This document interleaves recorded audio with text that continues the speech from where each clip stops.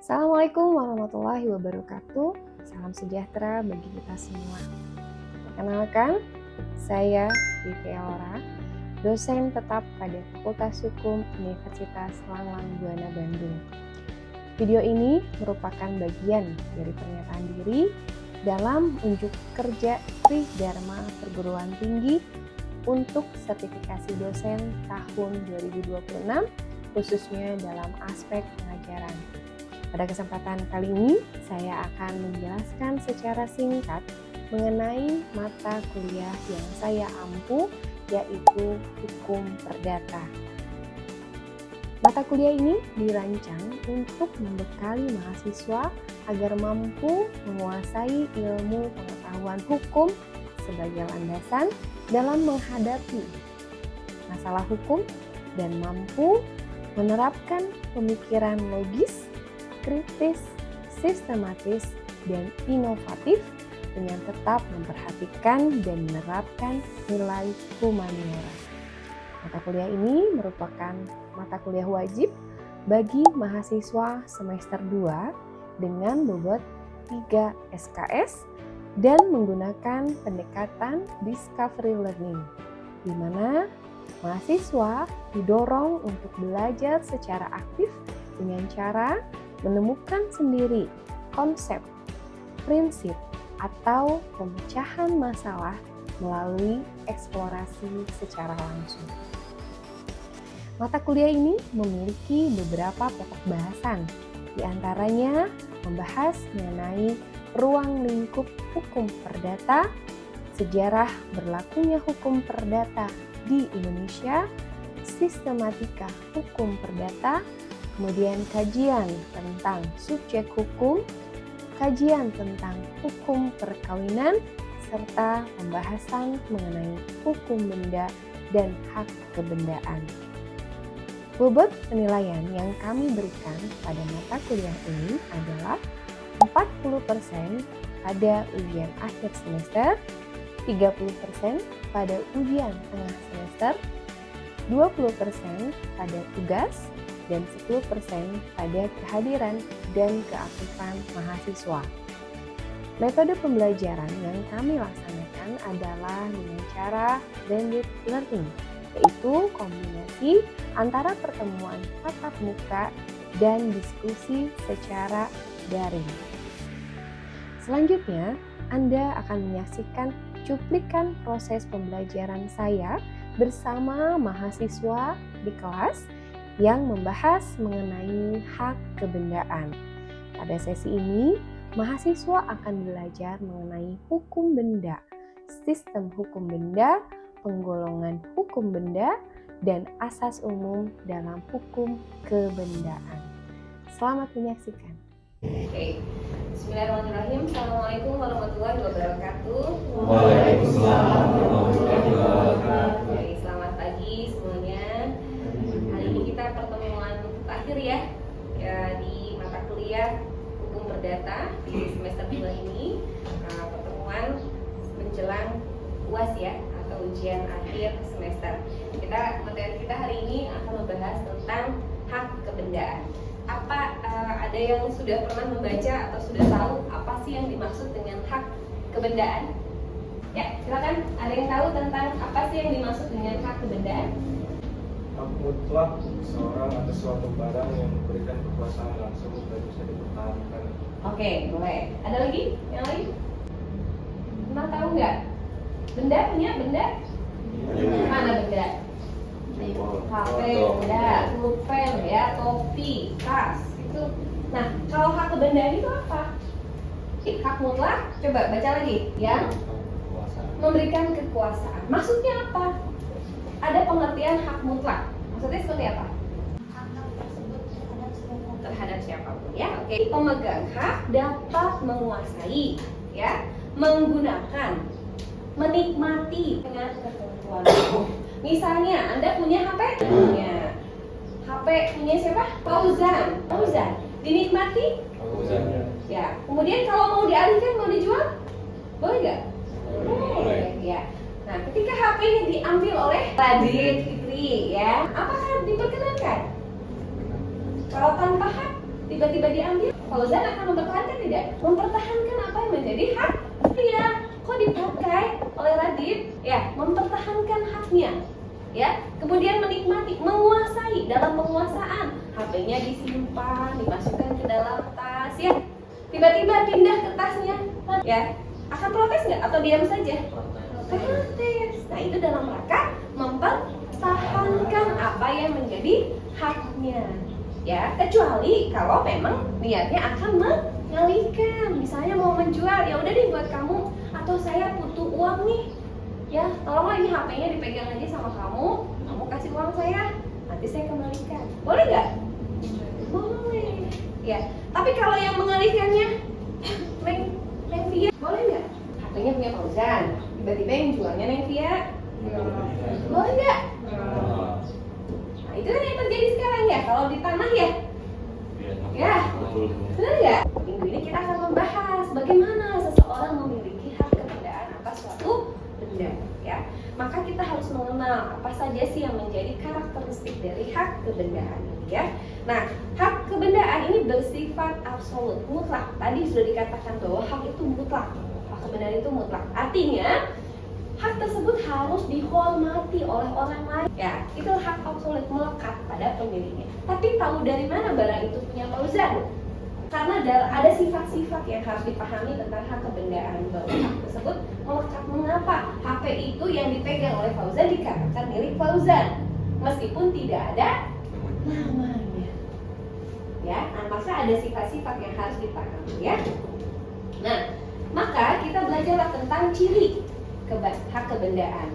Nah, hak kebendaan itu memiliki beberapa karakter. Yang pertama bersifat absolut, ya. Lalu mengikuti bendanya atau droit de suite. Apa mengikuti bendanya? Maksudnya seperti apa? Contohnya? Hak tetap melekat meskipun benda berpindah tangan. Nah, hak tetap melekat meskipun benda berpindah tangan. Tadi ini nih pindah nih, ya. Apakah dengan berpindahnya ini, ya, menjadi beralih juga kepemilikannya? Ya, tetap melekat meskipun dipinjam, ya. Misalnya motor, mobil, pinjam dong motor, pinjam dong laptop, ya.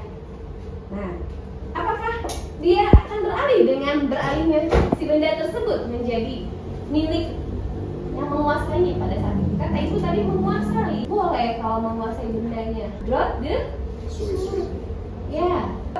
The preference. Apa maksud droit de preference? Hak untuk didahului, ya. Misalnya dalam posisi motor itu sedang dijaminkan, ya, dijaminkan, maka ada asas yang mendahulukan, ya, mendahulukan pihak kreditur utama dibandingkan dengan kreditur lainnya. Ya, misalnya kalau terhadap sertifikat, ya, tadi yang milik Nevia misalnya, ya, tiba-tiba dijual oleh penggarap. Nah, maka pemilik yang tercantum namanya di atas sertifikat dapat mempertahankan haknya, ya, di hadapan pengadilan, bahwa ini saya Pak Hakim, saya punya sertifikatnya, ini PBB-nya saya juga bayar, saya dengan itu hanya penggarap saja, tapi kenapa penggarapnya kok menjual, mengalihkan kepada pihak lain? Ya, tanpa sepengetahuan saya, bahkan pembayarannya pun ke penggarap. Penggarap bertindak seolah-olah tanah tersebut miliknya, padahal jelas-jelas secara formal ini milik saya. Ini sertifikatnya, tanda buktinya itu tadi dapat dipertahankan, bisa kita gugat, ya, jika terjadi penyerobotan tanah. Ya, ini sering terjadi. Penggarap itu rasa memilikinya terlalu tinggi. Ya, orang Indonesia kan begitu, ya, rasa memilikinya terlalu tinggi karena menguasai berpuluh-puluh tahun, menggarap berpuluh-puluh tahun, ya, merasa itu miliknya, ya, sehingga dia alihkanlah tanahnya, dia lupa, ya, padahal ada pemilik yang sebenarnya.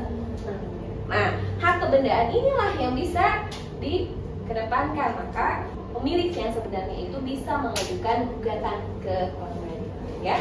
Maka karakteristik tersebut menunjukkan bahwa hak kebendaan memberikan kedudukan hukum yang lebih kuat dibandingkan hak perorangan. Nah ini ya, paling kuatnya itu adalah contohnya di dalam hak tanggungan, di mana hak kreditur itu tetap melekat pada objek jaminan meskipun benda tersebut telah dialihkan kepada pihak lain.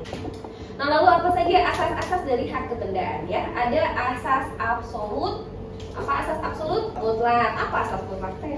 Oh ini milik saya ini, nggak bisa, kamu nggak bisa ganggu gugat. Nah, gitu ya. Lalu asas individualis, bersifat perseorangan. Kalau kemudian beli rumah mau atas nama berdua, nah itu perikatannya sukarela atau karena undang-undang? Karena undang-undang, karena terjadi pernikahan, itu beda ya. Nah individualis, jadi bersifat perseorangan. Ya, itu melekat pada perorangan.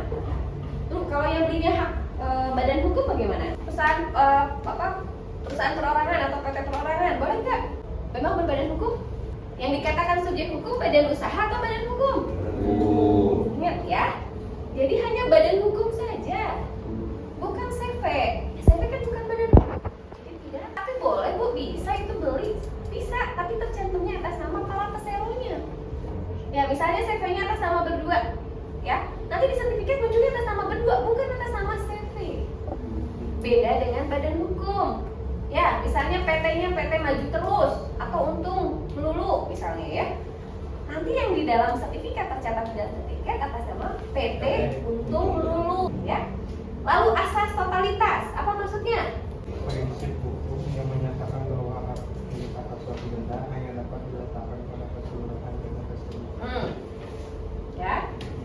Jadi totalitas itu menyeluruh. Ya. Kalau misalnya yang dijaminkan atas, misalnya mau jaminin tadi ya, mau KPR. Yang dijaminannya rumahnya aja, tanahnya enggak. Bisa enggak? Enggak bisa. Totalitas keseluruhan. Jadi bangunan itu berdiri di mana? Oh, di atas tanah. Maka tanah dan bangunan. Jadi total keseluruhan. HP-nya mau dijual, saya mau jual layarnya aja, boleh nggak? Nggak bisa, kan HP judulnya, jualnya bukan jual layar. Ya, kalau jual layar berarti masuknya spare part. Kan jual HP. Kalau HP ya berarti keseluruhan termasuk chargernya misalnya ya. Tapi kan sekarang kalau charger masuknya aksesoris ya. Ya, HP berarti hanya unitnya saja. Gitu, ya. Nah, itu totalitas. Mau jual mobil atau kendaraan. Bu, saya jual unitnya aja, suratnya nggak ada. Bisa nggak? Nggak bisa. Ya. Lalu asas spesialitas. Apa asas spesialitas? Spesialis ya. Ya, misalnya tadi khusus disebutkan, dideskripsikan secara khusus yang membedakan antara motor yang satu dengan yang lain. Asas yang menyatakan bahwa hak kebendaan tertentu harus diumumkan atau didaftarkan kepada umum agar diketahui oleh pihak ketiga dan mempunyai kekuatan hukum. Nah, sama halnya dengan tanah misalnya, hak kebendaan yang paling penting ya untuk dipublish ya, itu adalah tanah. Ya, karena apa? Tanah itu tiba-tiba ada yang menguasai tadi. Ya, ada tanah kosong, ada yang jual. Ya, karena tidak tahu itu tanahnya milik siapa, dianggapnya tanah tidak bertuan. Apalagi kalau di komplek-komplek tuh tanahnya ya ada ruang-ruang kosong. Ya, ada kafling-kafling kosong, tadinya dimanfaatkan dulu ya, berdiriin dulu bangunan kecil ya, garasi. Ya, coba lihat modusnya. Ya kan? Lihat di komplek. Ya, bisa tempat parkir dulu, tempat nyimpen apalah barang di situ. Ya, karena dianggapnya tanah tidak bertuan, lama-lama memiliki, ada perasaan memiliki. Nah, maka itu penting asas publisitas ini. Ya, kalau rumahnya atau tanahnya tidak dipakai, mending dikasih tanda tanah ini milik siapa. Ya, apalagi kalau tanahnya sudah memiliki nilai ekonomis yang tinggi. Tiba-tiba ada yang ngaku-ngaku memiliki tanah tersebut, ada figurnya. Tiba-tiba ada suratnya.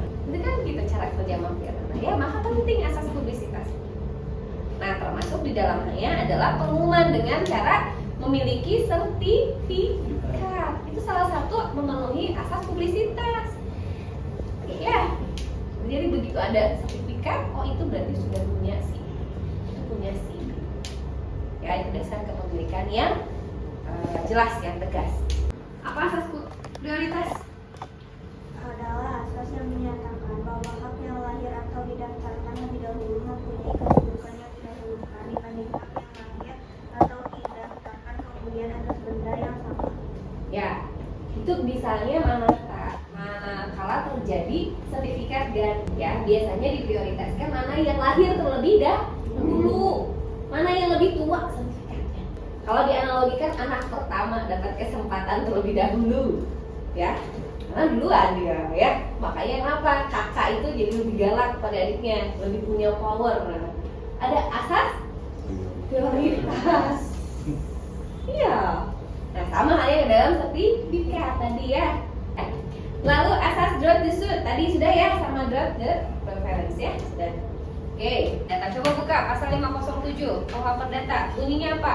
Tak bergerak karena tujuan pemakainya. Secara hukum, benda-benda yang disebutkan di dalam pasal ini pada hakikatnya merupakan benda bergerak, namun status hukumnya berubah menjadi benda tidak bergerak karena oleh pemiliknya sengaja dikaitkan atau ditempatkan untuk melayani kebutuhan benda tidak bergerak yang menjadi objek utamanya.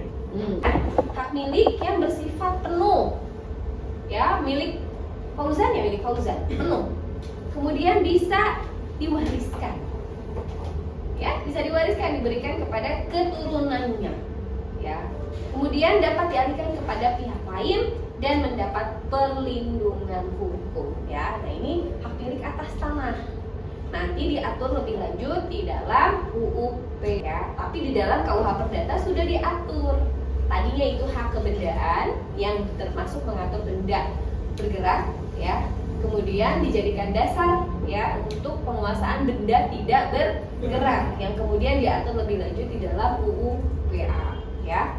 Nah, ini berkaitan dengan hak milik atau eigendom ya, di mana sifat yang paling menjadi karakter khususnya adalah bersifat turun-menurun ya, hak mutlak penuh dan turun-menurun, artinya dapat diwariskan ya. Jadi meskipun sertifikatnya atas nama A, kemudian udah turunan ke-7 ya menjadi F, G ya, G berarti.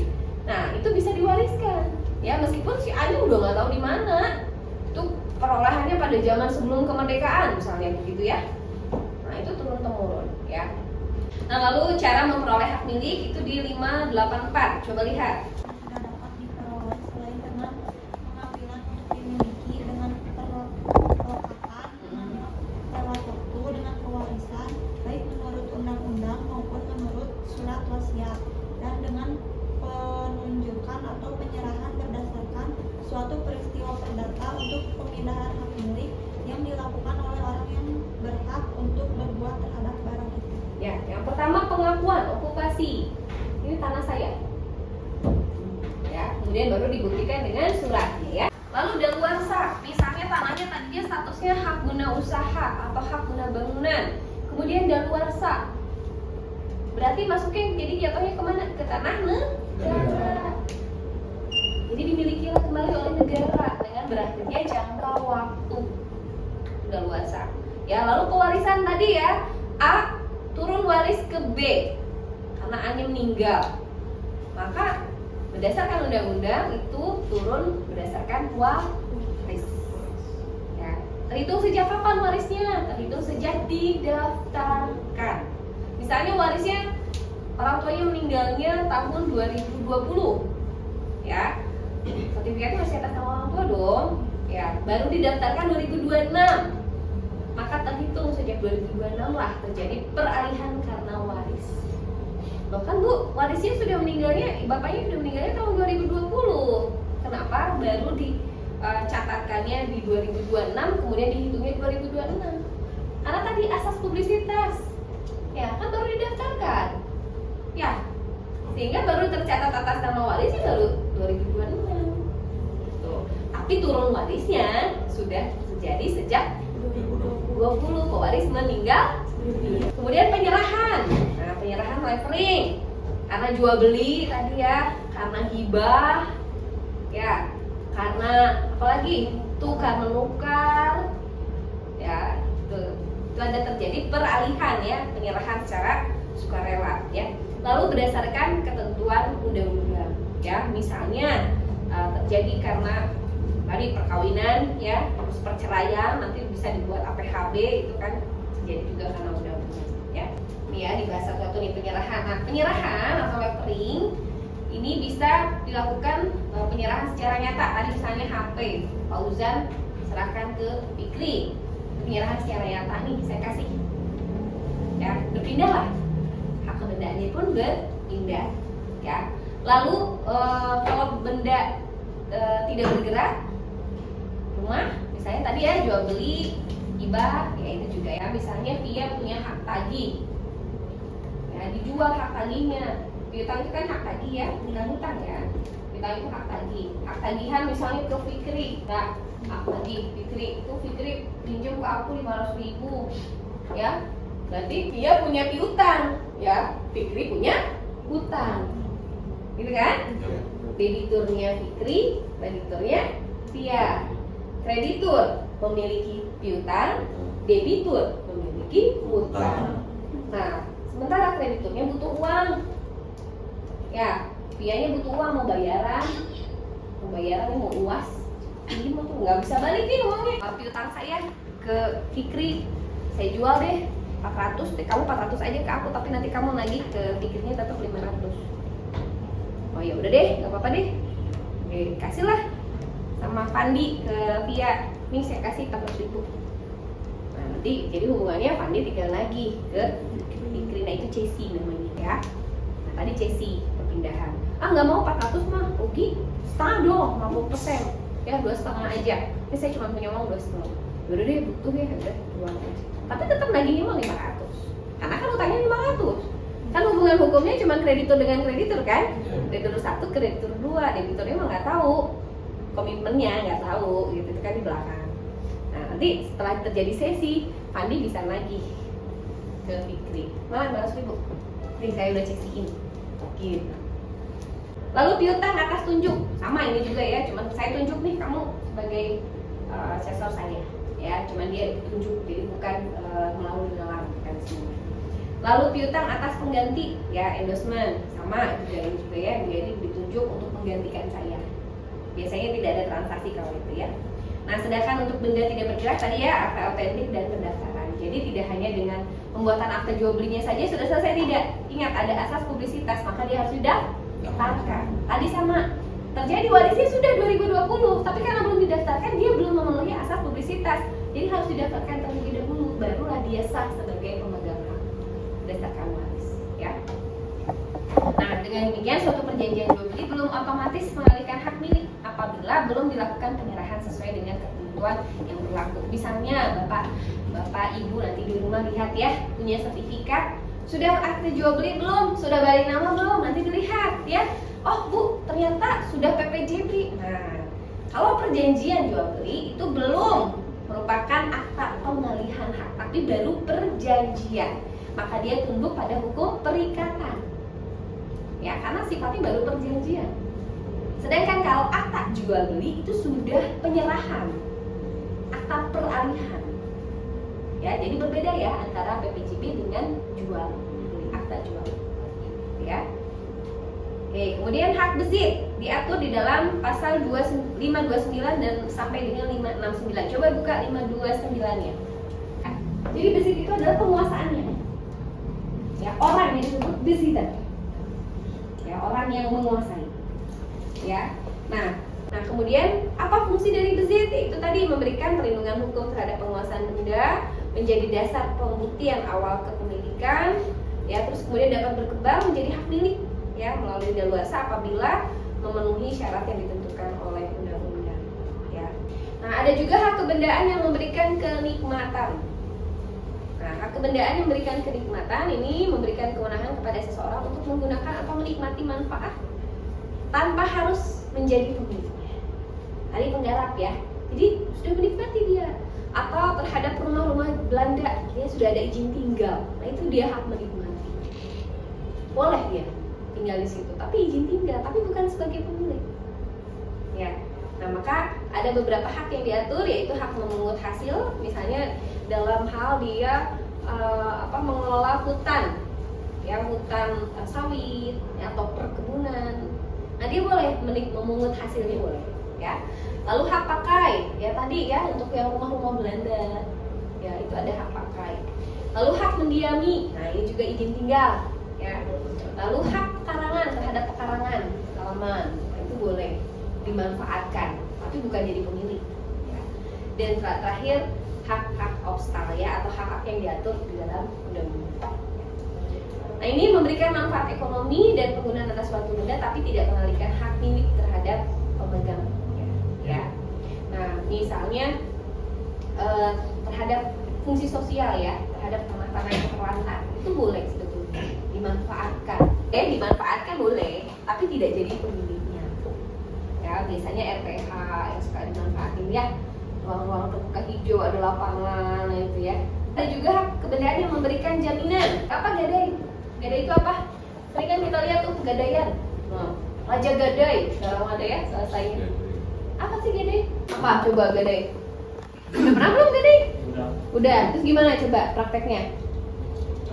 Kita ngajuin barang. Nyimpan barang. Ya, nyimpan barang seperti laptop. Hmm. Terus dicek barang laptopnya apakah masuk ke spesifikasi mereka. Kalau misalnya masuk, mereka ngajuin ngasih harga. Ngasih harga. Terus? Ya, masuknya cuma 300 misalnya. Masa laptop 300 murah banget ya? Ya. 3 juta misalnya lah, tuh ya, 3 juta. Oke, terus? Kalau misalnya kita ngajuin 5 juta kan nggak bisa. Nggak bisa. Karena sesuainya cuma 3 juta. 3 juta. Terus? Barangnya dikemanain laptopnya? Disimpan di sana nggak? Disimpan di sana. Disimpan di sana. Terus ada tanda terima ya? Ada Bu. Uangnya nanti kita terima 3 juta tadi ya kalau kita mau ambil ya? Ya Bu. Ada jangka waktu nggak? Ada Bu. Ada. Biasanya berapa lama? 2 bulan. 2 bulan. Kalau tidak ditebus dalam jangka waktu 2 bulan bagaimana? Dilelang ya. Dilelang, tapi biasanya ada peringatan dulu ya. Ya. Peringatan Ya, dulu, segera lunasi pembayaran utang Anda atau barang akan dilelang, biasanya gitu ya. Ya. Diinformasikan.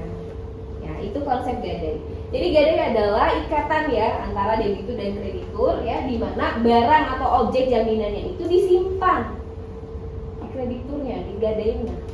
Kalau barangnya disimpan berarti dia sebutannya gadai. Tapi kalau barangnya tidak disimpan itu sebutnya fidusia atau jaminan kepercayaan. Anda sudah dipercaya. Ya, jadi yang disimpan hanya suratnya saja. Gitu kan? Nah, itu namanya masuknya fidusia. Ada ikatan fidusia, ikatan kepercayaan. Jadi fidusia itu adalah ikatan atau jaminan kepercayaan. Ya udah, kamu gadaikan barangmu ke saya, tapi suratnya saja. Barangnya gimana? Boleh kamu pakai. Lalu hak tanggungan itu ya, jadi kalau misalnya kita jaminin sertifikat, ya rumahnya kan tetap bisa kita pakai ya, tetap ditinggalin kan? Kalau KPR, ya masih kan kita gunakan kan? Tapi sertifikatnya yang disimpan di sana.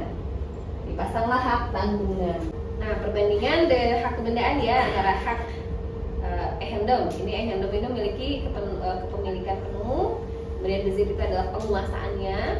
Zaklik Genocher itu menikmati benda, kemudian ada hak jaminan itu untuk menjamin pelunasan utang ya, jadi bisa dijadikan sebagai jaminan. Ada diskusi sedikit, studi kasus ya. Ada hak tanggungan dari Bank ABC, gitu kan? Nah, dengan dialihkan ya oleh ICA ke LIDA, apakah hak tanggungan ini masih tetap melekat? Tapi LIDA-nya nggak tahu kan? LIDA-nya nggak tahu. Masih tetap melekat. Ya, kenapa tetap melekat? Ada preferensinya di situ ya, krediturnya. Karena krediturnya kan adalah pihak Bank ABC tadi. Kamu yang cicilnya mulai bulan depan, cicilannya 3 juta misalnya per bulan ya. Gitu. Nanti LIDA yang mulai bayar bulan depan sampai dengan lunas ya. Jadi nanti dilunasi ya. Nah, kalau seperti itu berarti hak tanggungannya bisa hapus.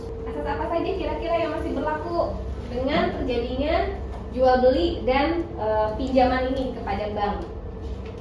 Tadi asasnya satu udah, asas droit de preference satu sudah. Terus asas lainnya absolutnya melekatnya tetap ke siapa? Masih di ICA, iya kan? Kalau belum dilunasi, biasanya baru pengikatan jual beli ya. Absolutnya masih di ICA. Yang rugi siapa? Tidak. Udah dibayarin ya, sertifikatnya masih atas nama ICA. Kalau misalnya sampai lunas sertifikatnya masih atas nama Ica gimana? Masih mempunyai Ica, betul. Ya hati-hati kalau over kredit ya. Karena kadang orang nggak apa-apa lah, yang penting mah urusannya dengan bank dulu aja. Salah. Ingat, ada asas kebendaan di mana asas hak absolut tetap melekat pada nama yang tercantum di dalam sertifikat. Individualitas. Ya. Nah, lalu bagaimana kedudukan Bank A? Bertindak sebagai apa Bank A-nya? Bank ABC-nya? Kredit. Ya, jadi bisa kita simpulkan bahwa hak kebendaan merupakan hak yang memberikan kekuasaan langsung atas suatu benda serta dapat dipertahankan terhadap siapapun. Hak tersebut memiliki sifat, asas, dan mekanisme perolehan yang berbeda dengan hak perseorangan. Selain memberikan kewenangan untuk menikmati suatu benda, hak kebendaan juga berfungsi sebagai sarana jaminan dalam hubungan hukum perdata. Oleh karena itu, pemahaman terhadap hak kebendaan menjadi dasar penting dalam mempelajari hukum benda maupun nanti mempelajari hukum jalan. Ya, oke, sampai sini ada yang mau ditanyakan? Ibu kalau misalnya kasusnya tuh kan ada teman aku, nah si Faruk tuh kan kalau punya barang tuh pasti dipinjam sama kakaknya, tapi kan emang kakaknya kan jauh dari Bandung. Nah si kakaknya tuh suka ngejualin barang Faruk tuh tanpa izinnya, iya. Tapi Faruk tuh bingung karena kakaknya, dan dia tuh nggak tega buat ngelaporin kan. So kasih saran kayak ya kenapa nggak ngelaporin aja, karena kan itu hak kamu yang emang harus kamu ambil lagi kan kalau emang dijual. Maksudnya kayak nuntut abangnya tuh buat kembaliin barangnya, tapi abangnya tuh selalu bilang kayak ya udah tanya aja ke orangnya, pasti udah emang nggak dijual katanya gitu, terus selalu ngomongan gitu. Tapi emang benar pas Faruk nanya ke orang yang emang dia curigai dijual tuh, maksudnya beli, itu orangnya nggak ngaku. Tapi emang si istrinya iya udah berpindah. Itu gimana buat nge-tracknya atau gimana, kan soalnya kan si pembelinya tuh nggak jujur gitu loh. Dan dia tuh barangnya tuh bukan sekali 2 kali, udah 3 motor dijual. Sumpah, 3 motor dijual, laptop dijual, terus sepatunya juga dijual. Jadi emang banyak ruginya ya. Dan emang kan Faruk tuh kan emang masih sama aku, dan uang semua itu punya orang tuanya, bukan beli sendiri gitu. Oke. Ya. Nah ini ingat asasnya tadi kan. Nah makanya diperlukan asas itikat baik. Ya dimana dia harus memiliki itikat baik dan mengakui bahwa si benda yang dia pakai itu bukan miliknya. Yang pertama, kalau hal itu terjadi, ya memang betul pemiliknya sebenarnya boleh dalam rangka mempertahankan haknya, dia menggugat, meminta barang itu dikembalikan atau meminta uang hasil penjualan. Nah, cuman kan memang yang jadi permasalahan ini pemiliknya tidak mempermasalahkan ya. Bingung dia mau seperti apa karena itu kakaknya. Ya kan? Nah, tapi kan hukum sifatnya tegas dan pasti. Ya, sekarang dia mau memilih untuk mempertahankan haknya atau tidak? Ya, karena kan dia sudah karena dia lokasinya jauh, berarti dia sudah kehilangan hak untuk menguasai dan menikmati kan? Yang menguasai dan menikmati secara fisik adalah kakaknya. Nah, berarti sekarang dia kehilangan lagi haknya, ya. Hak apa? Hak untuk mempertahankan haknya. Mempertahankan si benda itu, karena benda itu ternyata sudah dibawa penguasaan orang lain lagi kan, bukan lagi kakaknya gitu. Nah bagaimana dia cara untuk mempertahankan? Iya, meminta barangnya dikembalikan. Tapi kan sekarang kalau meminta barangnya dikembalikan disimpan lagi di kakaknya, ya sama aja bohong. Iya kan? Ya, dalam penguasaannya harus dalam penguasaan fisik dia atau berupa uangnya yang dimintakan. Nah, kalau kita merasa kita punya motor nih, ya sudah motornya kita pakai, simpan di kosan, kita gunakan, ya daripada simpan di rumah. Ya kan benda, nah itu resikonya kalau benda bergerak itu seperti itu. Kemungkinan beralihnya kan udah dengan cepat ya. Contoh sederhana adalah perhiasan misalnya, perhiasan yang biasa kita pakai nih ya. Terus tiba-tiba dipinjam oleh kakak kita, oleh saudara kita. Nah orang lain melihatnya dia yang pakai. Nah orang lain akan menganggap bahwa itu adalah milik yang menggunakan. Ya, meskipun sebenarnya itu punya saya di rumah, tapi kan dia yang bisa pakai, gitu. Kenapa? Benda tadi itu mengikuti kemana pemiliknya. Makanya hukum itu harus tegas dan pasti. Kalau sudah cukup, terima kasih atas kehadirannya ya. Mudah-mudahan apa yang kita bahas hari ini bisa bermanfaat ya. Oke, baik, kita akhiri perkuliahan hari ini. Terima kasih. Wassalamualaikum warahmatullahi wabarakatuh. Baru saja Anda menyaksikan cuplikan proses pembelajaran saya yang berfokus pada topik pemahaman mengenai hukum benda dan hak kebendaan. Dalam sesi tersebut, mahasiswa diajak untuk memahami konsep dan asas-asas umum dalam hukum kebendaan melalui sesi paparan materi, tanya jawab, dan diskusi. Pada pertemuan selanjutnya, mahasiswa diminta untuk menyiapkan tugas pada lembar kerja mahasiswa untuk kemudian dipresentasikan hasil tugasnya. Saya berharap cuplikan pembelajaran tersebut dapat memberikan gambaran yang nyata mengenai pendekatan yang saya terapkan dalam kelas yang tidak hanya berfokus pada pemahaman secara teori, tetapi juga mampu mengasah agar mahasiswa berpikir secara logis, kritis, dan sistematis guna mempersiapkan mahasiswa menghadapi tantangan dalam kehidupan sebagai praktisi hukum nantinya.